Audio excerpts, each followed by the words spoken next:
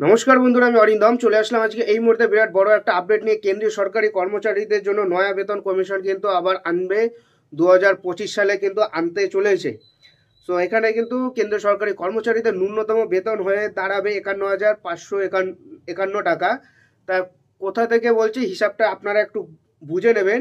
যদি fitment factor 2.86-এ বাড়ানো হয় তাহলে কর্মচারীদের ন্যূনতম বেতন 17,990 টাকা থেকে বেড়ে হয়ে যাবে 51,451 টাকা। ন্যূনতম মজুরি বেড়ে দাঁড়াবে 34,000 টাকার মতন গিয়ে দাঁড়াবে।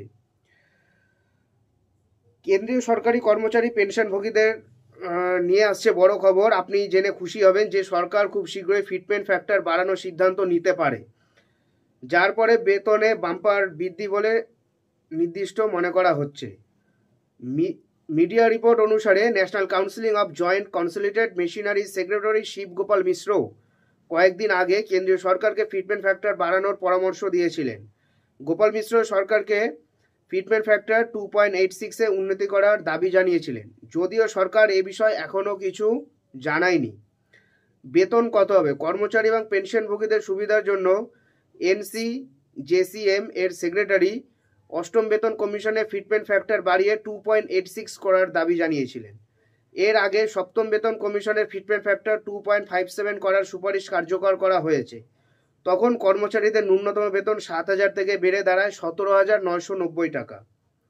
যদি ফিটমেন্ট ফ্যাক্টর 2.86-এ বাড়ানো হয় তাহলে কর্মচারীদের ন্যূনতম বেতন 17,990 টাকা থেকে 51,451 টাকা হবে।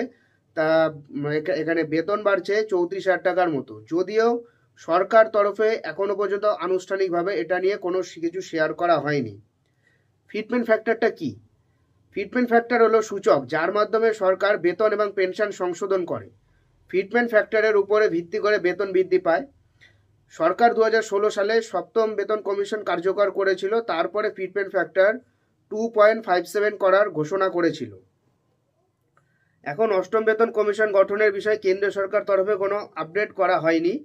2025 সাল নাগাদ মিড অফ 2025 সাল নাগাদ সরকার এটি গঠন করবে বলে ধারণা করা হচ্ছে। এখনও প্রায় 1 বছর খানিকের মতন সময় লাগতে পারে, 1 বছর না 8-9 মাসের মতন এখনো পর্যন্ত সময় কিন্তু লাগতে পারে এই ফিটমেন্ট ফ্যাক্টর এটাকে যদি 2.86-এ করার জন্য। সো এখন কবে করার মানে এটা কিন্তু সরকার তরফে কোনো আপডেট নেই, আপাতত নেই। বাট এখন এই ধরনের টপিকগুলো উঠে আসছে, যখনই একটা টপিক নিয়ে বেশি উঠে আসে তখনই কিন্তু সেটা কিন্তু হয়। আর কেন্দ্রীয় সরকারি কর্মচারীদের কিন্তু নিউজ এখনো পর্যন্ত আমার চ্যানেল কিন্তু ফ্লপ দেয়নি। হ্যাঁ, রাজ্য সরকার কর্মচারী হতে পারে, তার একটাই কারণ, এই সরকার কোনো কথাই শোনে না, ঠিক আছে, কারো কথা শোনে না। তাই এখানে ভাই আমি একটা বলে আরেকটা ঘটে যেতে পারে, কিন্তু এখানটাতে ঘটার কোনো চান্স নেই। এটা কেন্দ্রীয় সরকার, pie to pie CL by CL এদের কাজ হয়। এটাই হলো আজকের আপডেট। এরকম আপডেট পাওয়ার জন্য অবশ্যই চ্যানেলটা সাবস্ক্রাইব করে আমাদের পাশে থাকবেন। দেখা হচ্ছে পরে ভিডিওতে। ভালো থাকবেন সবাই। Press the bell icon. নমস্কার।